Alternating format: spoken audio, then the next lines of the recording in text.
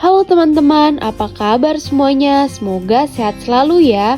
Perkenalkan, nama saya Morin. Dan saya dengan Nancy.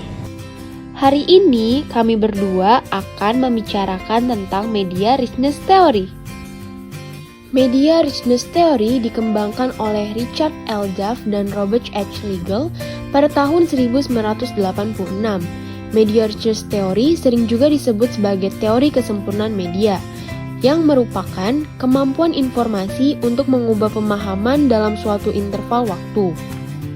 Teori ini digunakan untuk menggambarkan dan mengevaluasi media komunikasi dalam suatu organisasi dalam hal efektivitasannya. Tujuan dari teori tersebut adalah memberikan manajer sarana untuk menilai media mana yang cocok digunakan untuk mengurangi ketidakjelasan dalam menyampaikan informasi dan menyelesaikan suatu pekerjaan, serta dapat menjelaskan tantangan komunikasi yang akan dihadapi organisasi. Membahas tentang media richness, kita juga membahas tentang information richness. Semakin medianya tepat dan optimal untuk digunakan, maka informasi juga semakin baik dan semakin tercapai tujuan dari sebuah organisasi tersebut. Oleh karena itu, jika sebuah organisasi kanal media yang digunakannya tepat, maka informasi yang disampaikan akan berjalan dengan lancar dan efektif. Biasanya ditandai dengan minimnya gosip, tetapi kalau sebuah organisasi itu diwarnai dengan begitu banyaknya gosip, maka bisa dipastikan bahwa media komunikasi dalam konteks ini atau media richness-nya itu buruk. Nah, pada slide ini terlihat kriteria untuk menilai kekayaan media. Terdapat 5 kriteria. Yang pertama, kesegeraan dan umpan balik, yaitu kemampuan media dari segi kecepatan waktu untuk memberikan pesan dan mendapatkan umpan balik. Hal ini sangat penting karena jika dalam suatu proses komunikasi terdapat penundaan, maka dapat menyebabkan isu yang tadinya penting menjadi tidak penting lagi. Kemudian yang kedua, terdapat keragaman isyarat, yaitu kemampuan untuk mengkomunikasikan pesan melalui pendekatan yang berbeda-beda. Informasi dapat disampaikan secara visual, auditori, dan audiovisual.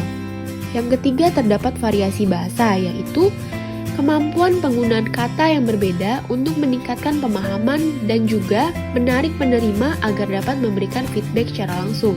Contohnya adalah penggunaan bahasa dalam tayangan Mata Najwa akan berbeda dengan tayangan pada acara anak-anak. Pada tayangan Mata Najwa menggunakan bahasa formal. Sering kali muncul istilah atau bahasa kiasan yang memerlukan pemahaman lebih dalam.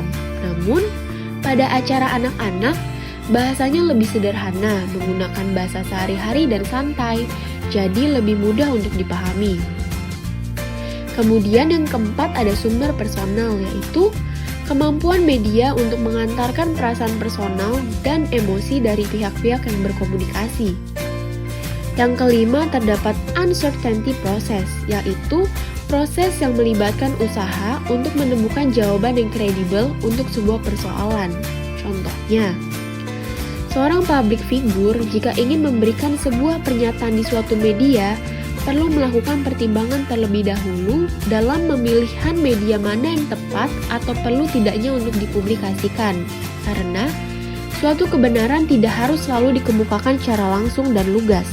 Apalagi jika pernyataan tersebut beresiko dapat menimbulkan suatu gejolak ataupun kesalahan persepsi.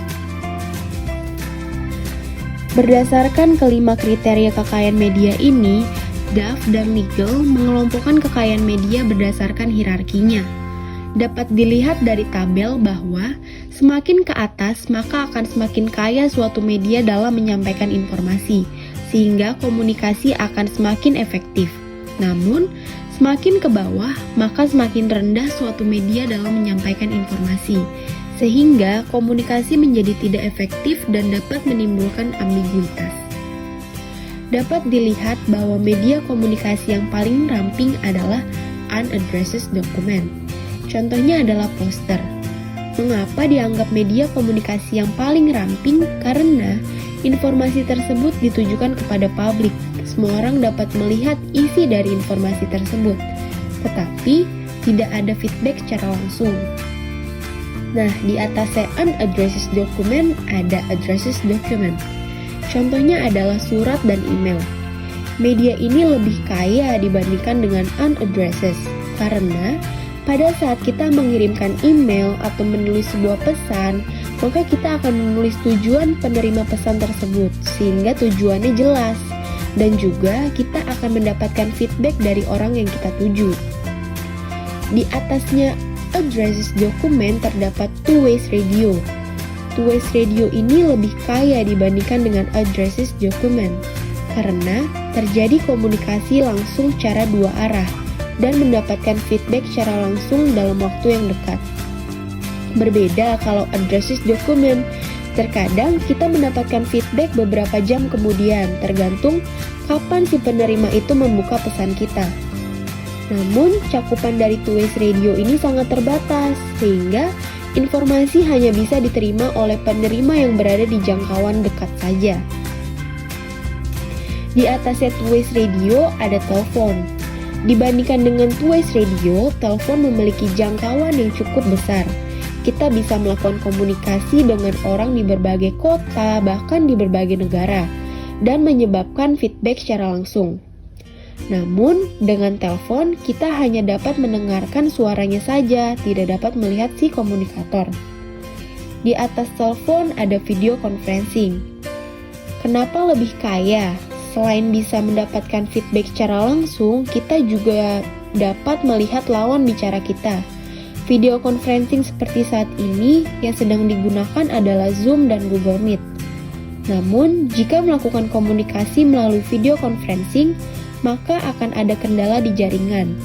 Jika jaringan buruk, maka informasi yang disampaikan dapat tertunda, atau bahkan informasi atau pesan yang disampaikan menjadi kurang jelas.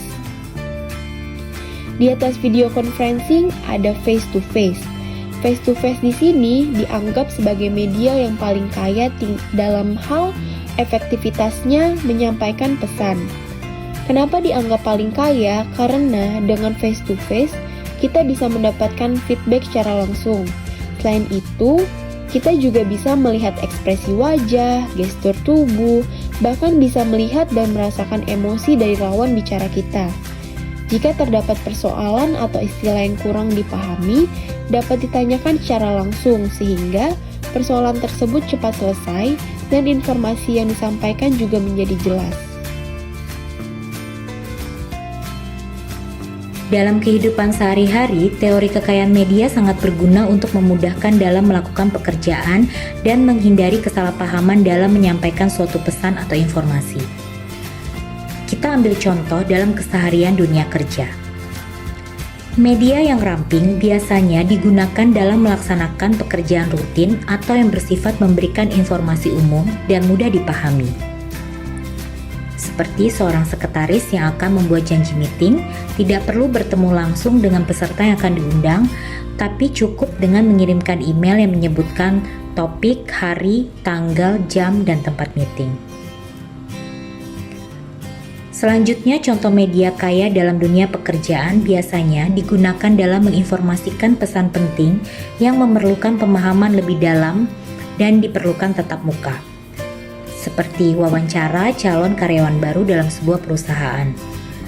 Dibutuhkan tatap muka untuk mendapatkan feedback secara langsung atas informasi atau pertanyaan yang disampaikan sehingga tidak ada kesalahan persepsi.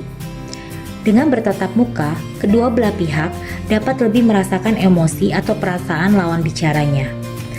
HRD perusahaan dapat menggali lebih dalam informasi dari calon karyawan tersebut secara langsung dan mempunyai gambaran akan karakteristik dan pola pikir calon karyawan. Mungkin bisa terlihat dari bahasa tubuh, cara berbicara, dan pemilihan bahasa, intonasi dalam menyampaikan gagasan dan menjawab pertanyaan.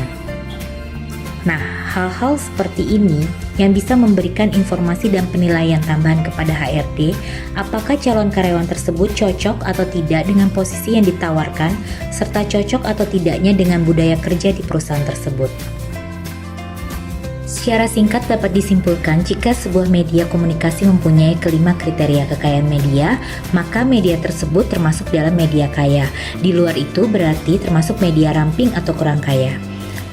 Oleh karena itu, nantinya menjadi tugas kita sebagai komunikator massa harus pandai-pandai memilih kanal media mana yang sebaiknya digunakan sehingga informasi atau pesan yang akan kita sampaikan dapat diterima dengan baik oleh khalayak. Demikian pembahasan perihal media richness teori dari kami. Semoga bermanfaat. Salam sehat untuk kita semua dan sampai jumpa di video kami selanjutnya. Terima kasih.